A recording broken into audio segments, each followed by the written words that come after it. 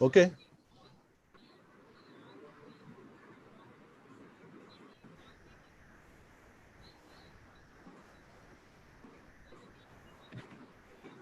Shall I start?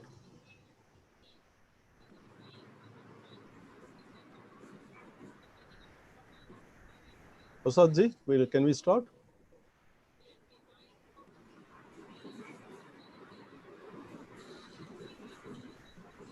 Start, sir. Yeah.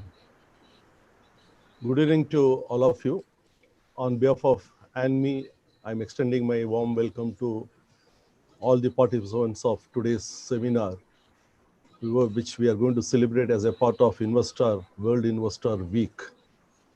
Today, we are going to have a panel discussion on the overview of SEBI's initiatives on various aspects relating to investors and other related issues. My dear friends, you know that this World Investor Week is a yearly affair. Normally, we used to have it in the month of October, but due to the pandemic situation, it has been slightly deferred, and now it is being celebrated from November 23rd, that is yesterday. Today it is the second program of the week program of Investor Week celebrations. See, investors, yes, they are the backbones of the securities market, and securities market are the backbones of economy. See, the effective function of securities market is very much essential because all money, savings, everything is channelized into the securities market. So it becomes necessary to protect not only the interest of the investors, but also the whole system itself. Of course, SEBI as a regulator has played and is playing a great role in ensuring a fair play to all the stakeholders as far as the securities market is concerned. All of you know that the preamble of, rather, the objective statements of SEBI is very clear: to protect the interest of investors in securities, to promote the development of securities market, and regulate the securities market. So one is protection, another is promoting the development of the market, and third is regulating the market. So three things are essential, rather important things for SEBI. And if you notice, the first one is nothing but investors' protection. So in having that as a first statement, or first line of its objective statement, SEBI is very clear in its approach how to protect the interests of investors in securities market. My dear friends, you know that the market has developed into a lot of things. If you compare 30 years back, what was it and what is it now, you know the expansion of the market in various aspects, not only in the form of products, in the form of rules, regulations, technology, and intervention of new type of players into the market. I mean, so many things are happening in the market. So when this type of things are happening, naturally the responsibility of SEBI will be much, much more than anybody else or any time actually. So accordingly, SEBI risen to the occasion of the requirement of what it is required for the investors to protect their interest whenever this type of complications are increasing. So as a regulator, SEBI has ensured, rather ensuring continuously, the protection of investors in different formats, different ways, not only in, getting the relevant information from the company, making mutual funds more transparent, reducing the cost of getting mutual funds. I mean, so many ways it is doing it. And even redressal cell, mechanism is there for investors to take care of whenever there's an issue. So the expansion of control, regulation, everything is growing day by day, and it is being done that. Now, if you see, there is a investors education and protection fund also available. If you ask me frankly, SEBI is formulating the policies in a broad sense, of course, discussion with all stakeholders. And finally, when implementation comes, the exchanges are playing a vital role in ensuring that what the vision of SEBI is being implemented. I think for them is actually a very difficult task for exchanges because they are not only a regulator under the regulator, but also a channel partners in the development of business. So they have to play a dual role without compromising each one of them. So that is what we are doing it. And as a part of this World Investor Week, ANMI celebrating for the 7 days on each and every topic which is relevant to the investors to make them to understand the various things happening in the world of securities market. So today we are going to see a beautiful topic, namely the overall view of SEBI's initiatives. I'm having beautifully two elite panelists. One is Mr. Sanjay Gakar and another one is Nisha Subhash Madam. I would like to introduce panelists, then I will go to panelists one by one on the various aspects we can discuss, and they will also give their own what's called perception of how the investors being protected, how the market is being developed, what kind of things are coming into, new products are coming in from their perception, and how it is going to be useful to the investors, and similarly what kind of mechanism is there to the investors to protect from any other issues. Mr. Sanjay Gakar is Vice President and Regional Head for Business Development at MCX Delhi. He has experience of more than 2 decades in commodity markets. Prior to joining MCX, he has worked with NAFED Limited, a national level cooperative marketing organization for agricultural produce. While at NAFED, he was involved in large-scale procurement and foreign trade operations. As we thought rightly, he is a BTech agricultural engineer and PGDRM from IRMA Anand. Next, my panelist is Rishabh Subhash Madam. She is a Senior Vice President, Regulatory at National Stock Exchange. She is having an experience of 24 years in the same exchange. She has handled a wide spectrum of functions, including corporate listings, settlements, surveillance and investigations, investor services, and regional office operations. Basically, she is a chartered accountant like me by profession. She started her career on completing articleship with Ferguson, A.F. Ferguson and Co. Had a short stint in equity research. After that, she joined NSE and giving her best in supporting various initiatives of NSE. So with this great introduction of these two great people of panelists, I now first invite Mr. Subhash, or rather Sanjay Gakhar, to give his views on the occasion of this World Investor Week, what he has in mind about the various aspects, what I touched upon. Please, sir, the floor is yours. Thank you, Mr. Suresh. Thank you very much. And, I express my thanks to ANMI to have MCX on the platform in terms of reaching out to various stakeholders of the market.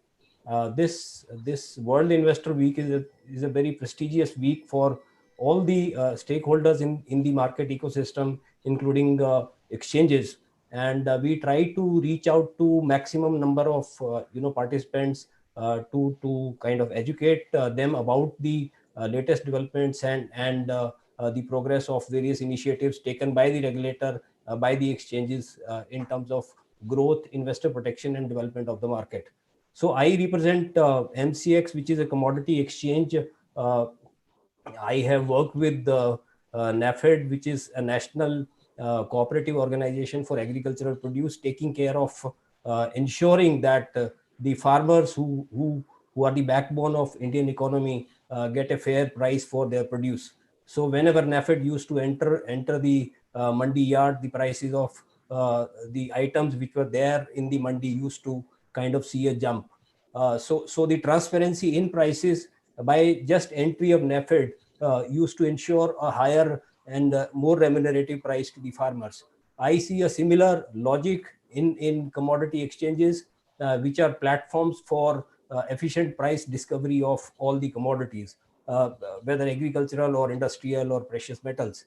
Now commodities as an asset class are very unique in terms of they being different from the other financial products. They are bulky to handle, have warehousing costs attached to them, and there are perishability issues, especially for agricultural commodities. Commodities generally belong to the consumption asset side of the market ecosystem. Generally, they are produced and consumed in the same year, except for precious metals, which are held for investment returns. Commodities are there to be produced and consumed. The commodity derivative market exists for price discovery and price risk management. These are the two broad objectives of a commodity derivatives market. Therefore, hedgers, people who have exposure to the physical side of the market, are very important in the context of commodity derivatives. Commodity exchanges started in 2003 in the present national online avatars under the regulation of Forward Market Commission, FMC, and the commodity derivative market have kind of evolved significantly in the last 17, 18 years in terms of both products which have been offered for the market participants and the kind of participants which the market has seen. Now, FMC got merged into SEBI in the year 2015, September 2015 to be precise, and commodity derivatives market have been under SEBI's regulation since 2015.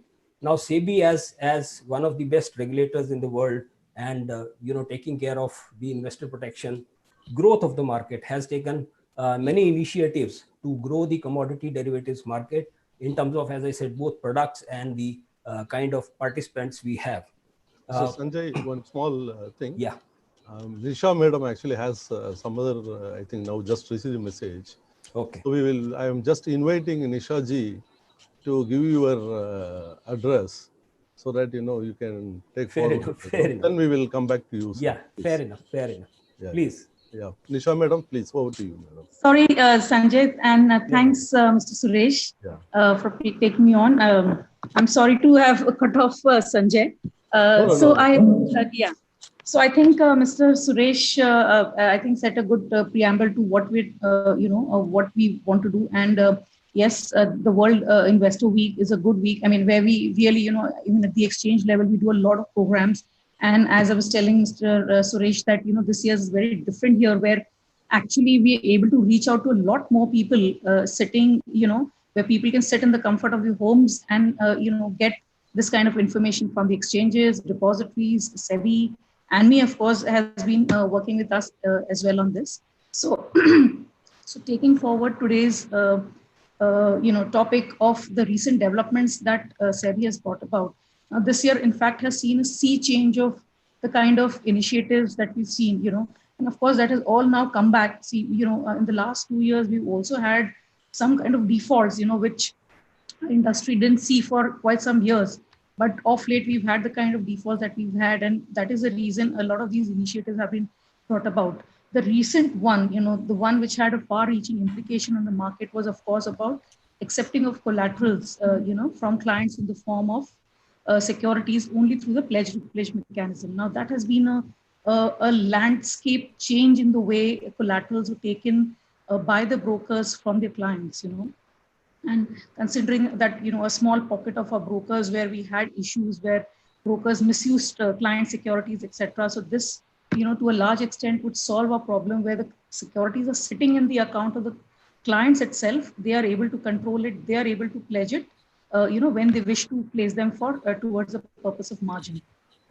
Of course, I should say that, this effort, was a big effort that, the depositories, the exchanges, the brokers, even investors, everyone, I think, played a big role in ensuring that we went live with this initiative, given, the time that we are in, where most of the people are still working from home, and, at least most of the cities, I think we had 2 to 3 months of downtime where not too many people were able to step out of their homes. So I think it's a big kudos to our market that, we've taken this forward, and it has now sort of streamlined and settled. Of course, initially all new systems have their hiccups, but I think we've done very well. And I think it's one of the rare, across the world, if you were to look at it, I think our markets would be looked at pretty differently when it comes to this kind of, initiatives towards protection of investor assets.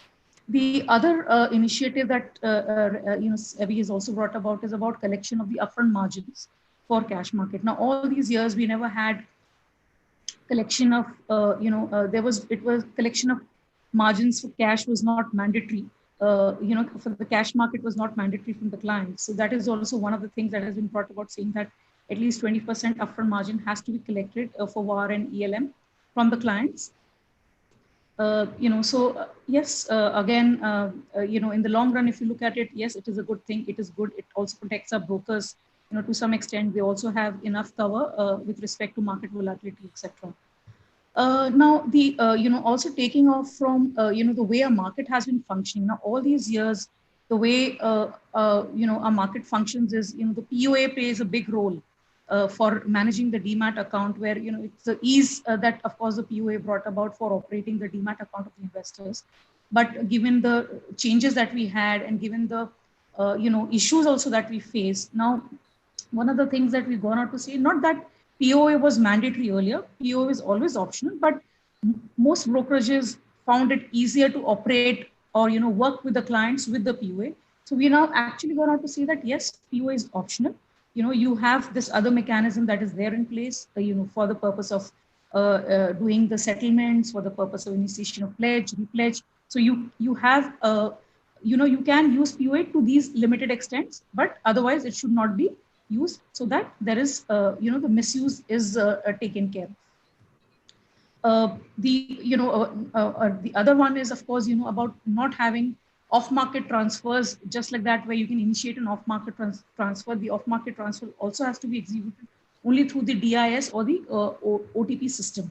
So that also, to a large extent, will take care of issues that we've earlier faced, and that also sort of tries and controls, what kind of transfers happen, which are not, under purview of or for the purpose of settlements, etc.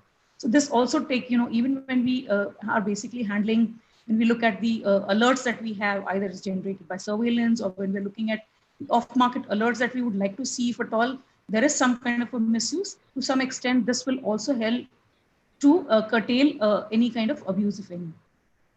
The other significant development that we've had recently is, this uniform actions that SEBI has proposed to be initiated through this SOP called the SOP for defaults.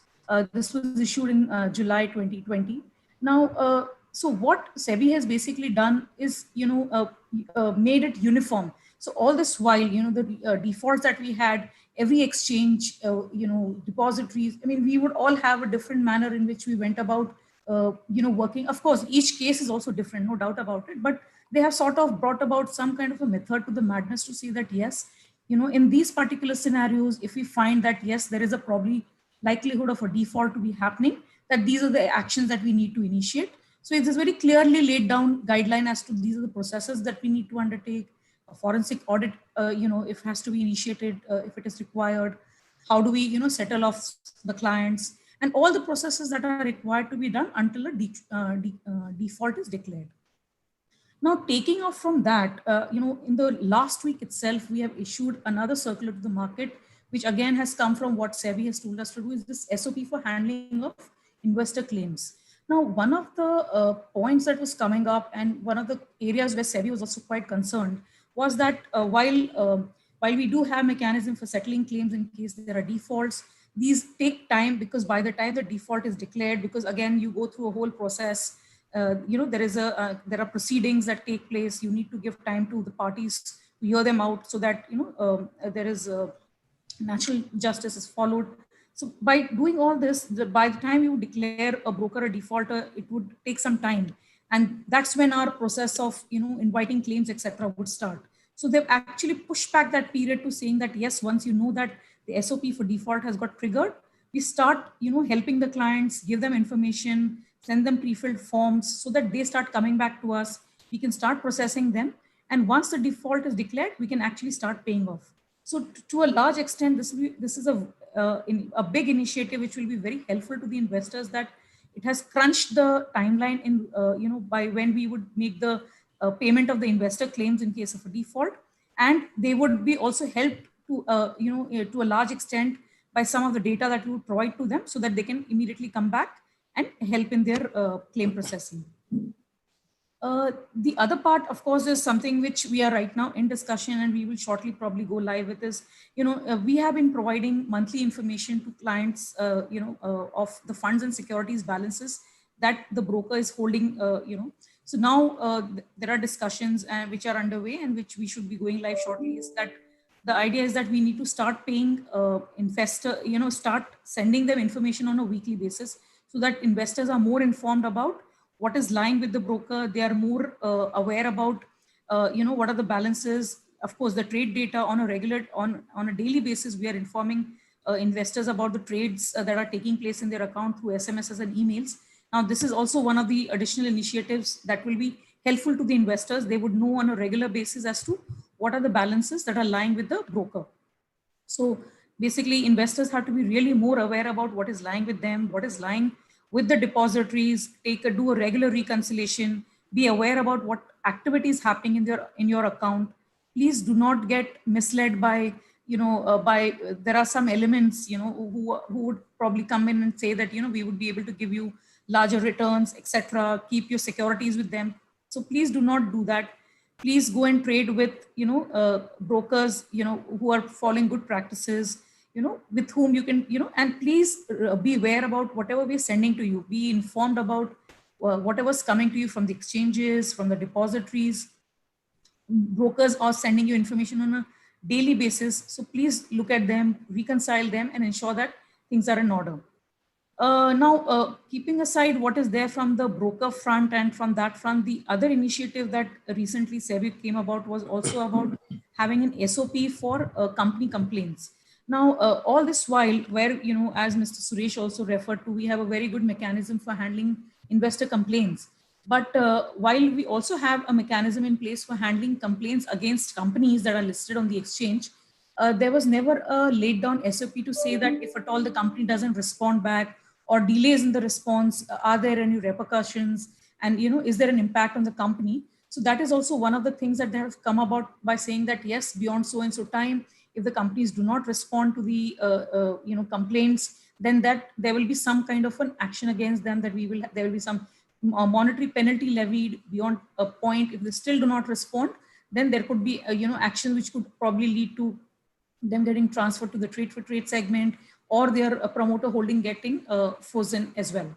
So these to some extent should help the investors, whenever they also filing company complaints where they have issues, particularly where it's it relates to financial aspects as to non-receipts of dividend, or some corporate benefits that you do not get, or there are some service related complaints as well. But service related, to a large extent, the exchange is able to step in and help you.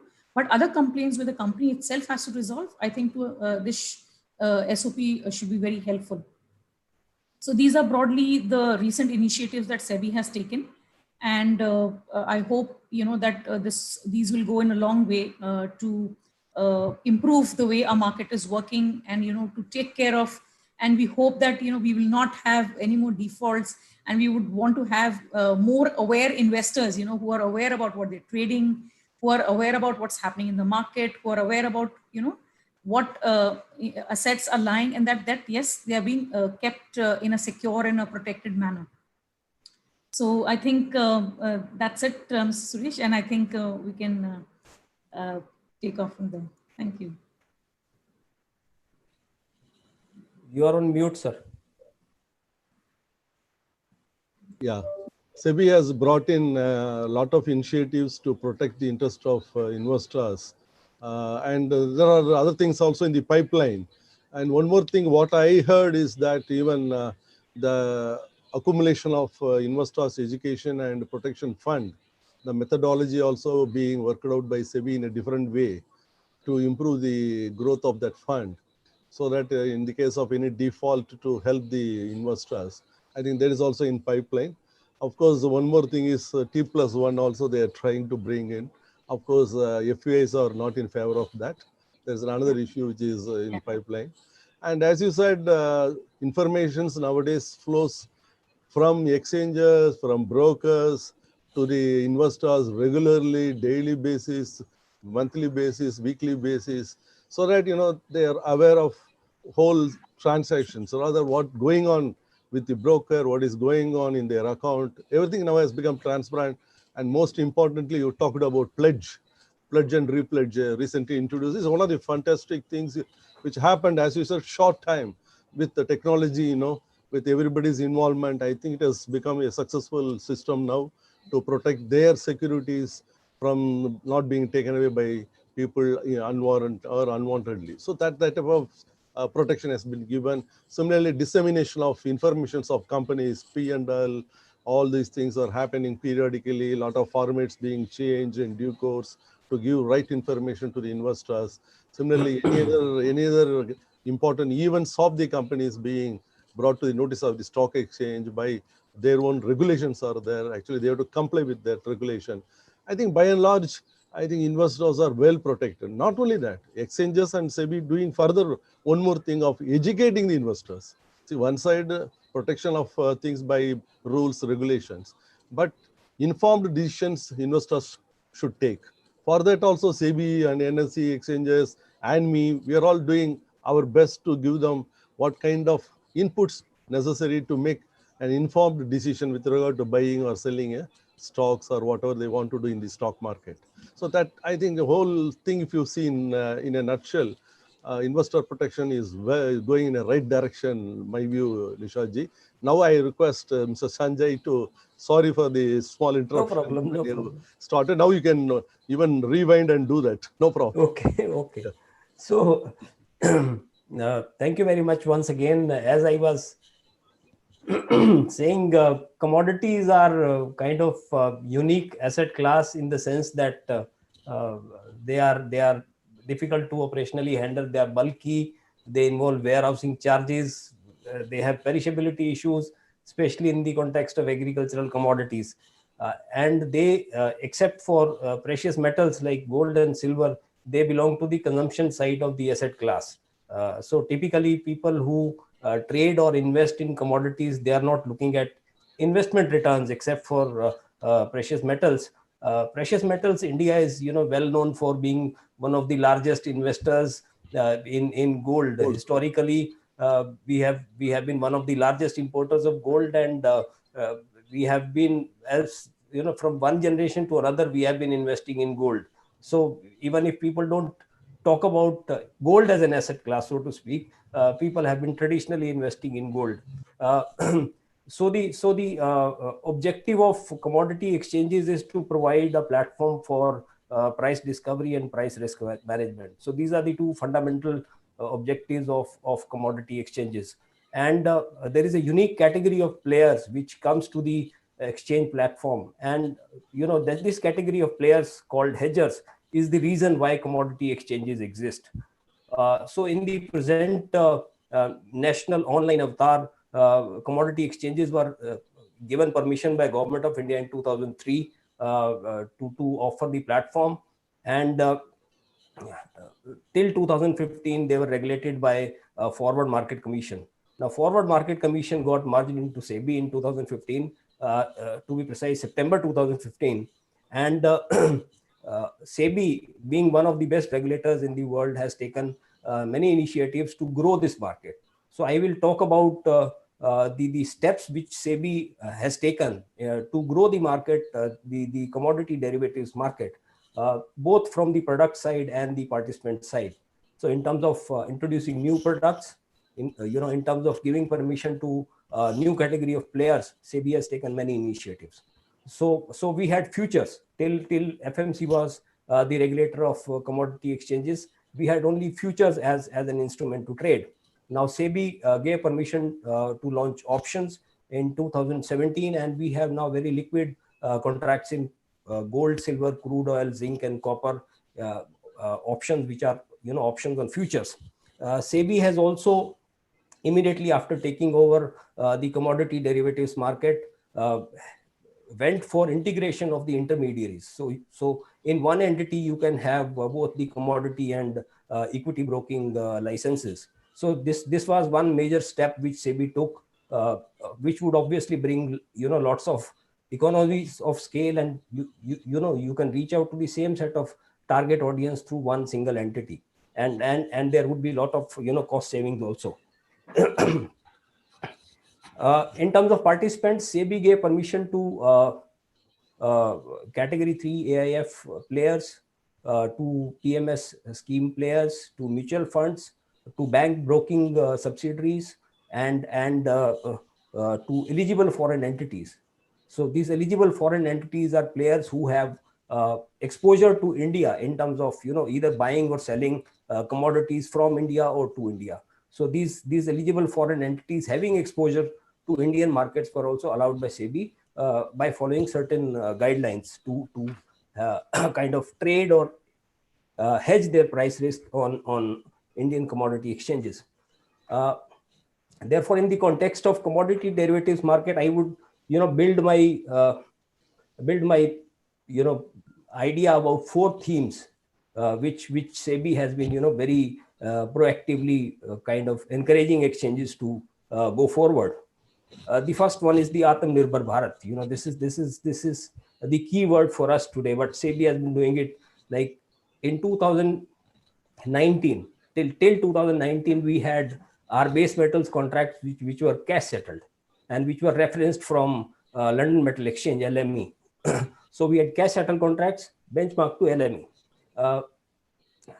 SEBI, taking cues from the Indian domestic producers and consumers, ask the exchanges to convert these cash settled products to delivery based products, so that people who are having physical interest in the underlying can come to the exchange platform and give and take deliveries.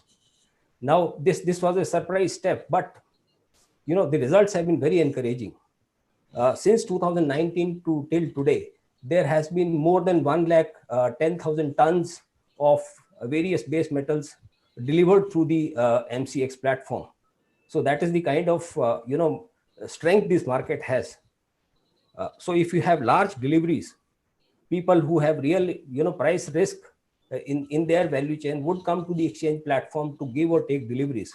Now this played out very well in the last since March 2020. We had Corona pandemic. So the normal value chains, the normal supply chains were disrupted at various points. So people who had inventories came to the exchange to sell their produce. And later on, people who wanted to buy material came to the exchange to lift base metals for their consumption. So supplier of the last resort, so to speak, exchange MCX became supplier of the last resort. And because of the deliveries, the hedgers, the importers, because the contracts are denominated in Indian rupees, they never had to go for separately hedging their forex exposure. So if you are importing and if you are hedging on MCX, your currency exposure is also taken care of by hedging on MCX. The second theme which I would like to talk about is benchmarking.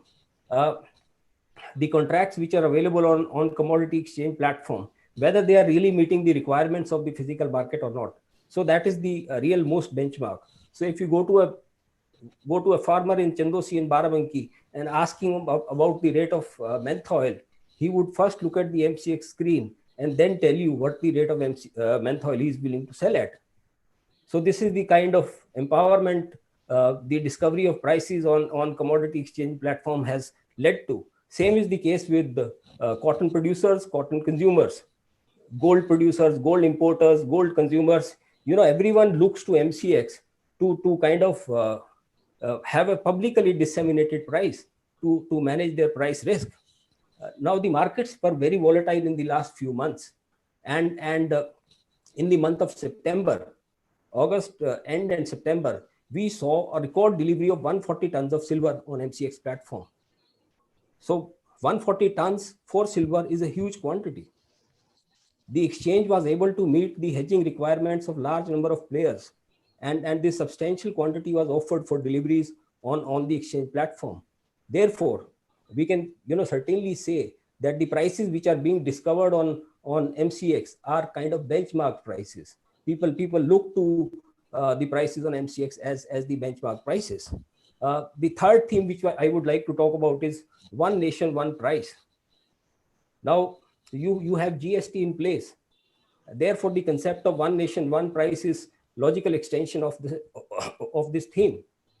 Various players who have taken delivery from MCX, they are not from one locality. From across India, people have come and participated on MCX and taken delivery of various materials, precious metals, base metals, and agricultural commodities.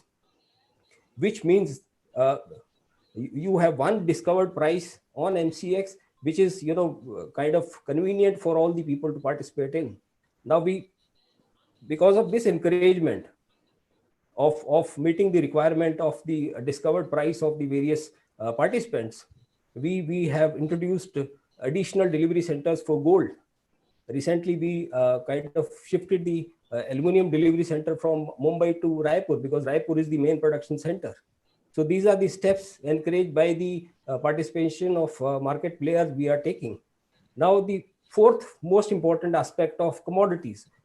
People from the equity market generally look at commodities as a different animal altogether. But SEBI has taken all these steps to kind of promote commodities as asset class, as an investment class. We have seen introduction of 2 index products in the month of August and October. So products built around gold and silver, which is called a Bulldex, and product built around 5 base metal contracts, which is called Metal Dex. Now, there are studies which have shown that commodities are natural risk diversifier. Gold is a real example. Gold is a reserve currency, is an asset, historical asset. Even for today's technological requirements, people are using gold for manufacturing various items. Now, gold, there are studies which have shown that gold has a negative correlation with the equity returns. So if you have gold in your portfolio, probably the risk-adjusted returns would significantly improve. So commodities as an asset class, by direct exposure to commodities or through the index product. So SEBI is promoting this market in this sense, in this concept. Now, these index products are cash settled, very low denomination, give you exposure to, in the basket sense of the word, they give you exposure to various items, and they are easy to roll over in terms of the cost of rollover being very low. Cash settled, the concept of being cash settled appeals to the people who have traditionally traded in the stock market. So they would like to invest in commodities via the cash settled products. Coming to the future prospects of commodity derivatives market. Now, there are 2 sides to it.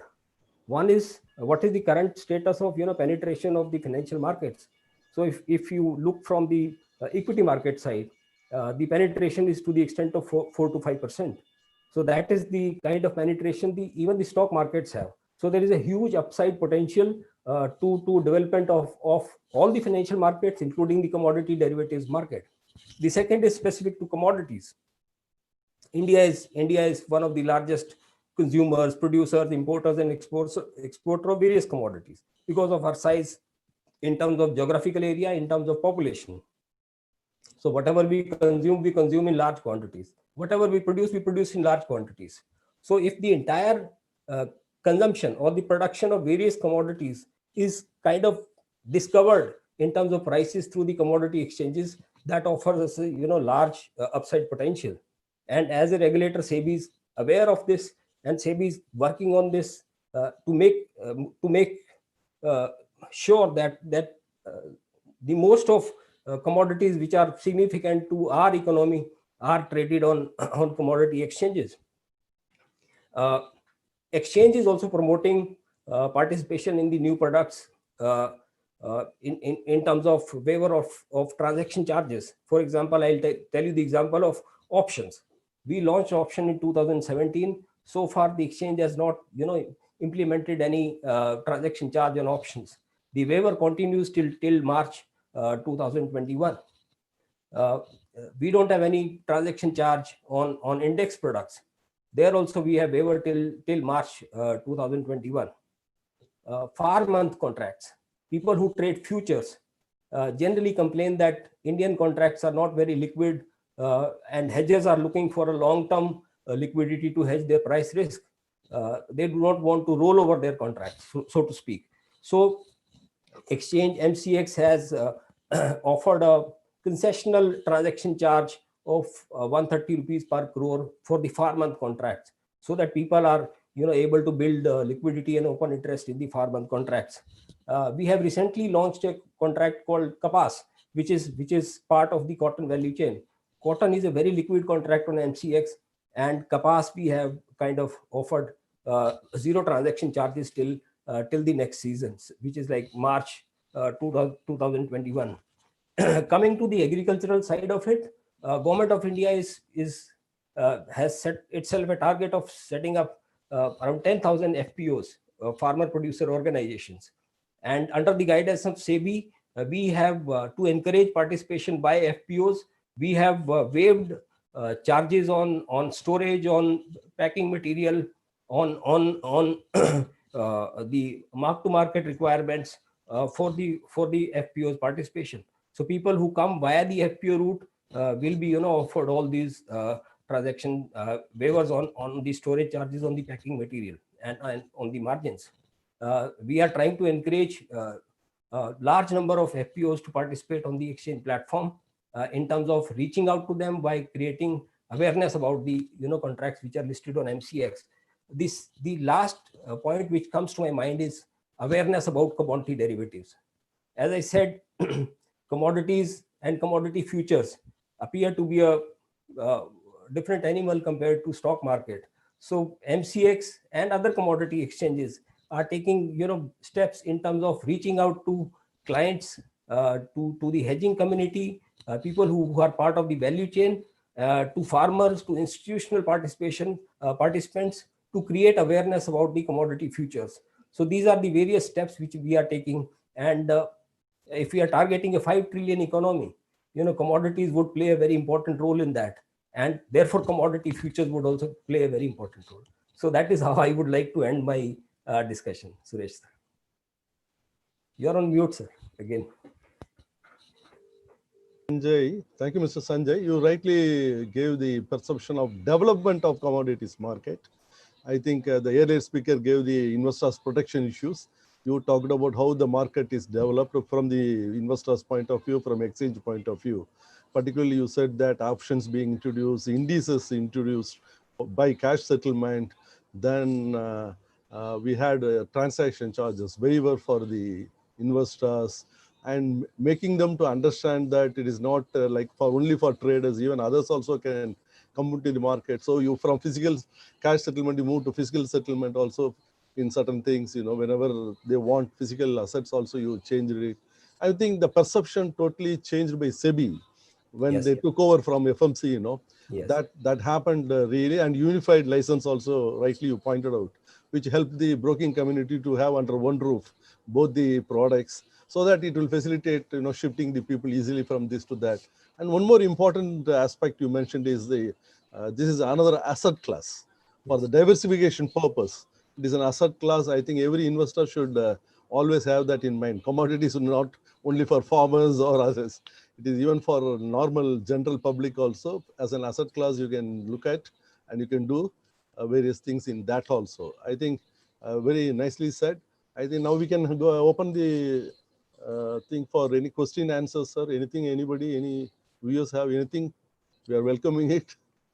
Because one speaker left because of some urgent meeting. That's why I just made a shuffling of speakers. I think Sanjay would not Mr. No problem, sir. No problem. Absolutely no problem.